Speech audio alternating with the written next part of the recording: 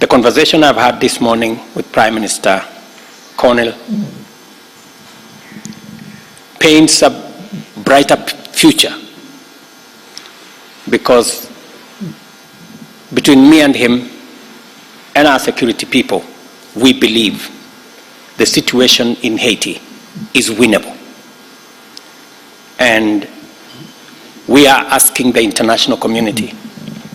to match their commitment, their pledges, with the necessary action for us to be able to complete the task ahead of us. This is no longer a reactive, temporary mission. It has become a mission to the end, to make sure that we can actually regain a level of safety that's acceptable in the region. Now, there's still a lot going on, and I don't want to by any means describe this as being done or easy, but the work is being done house by house, neighborhood by neighborhood, to ensure that these people, the people of the Artibonite region, can once and for all find peace. And I think the President has rightly stated that every operation is well thought through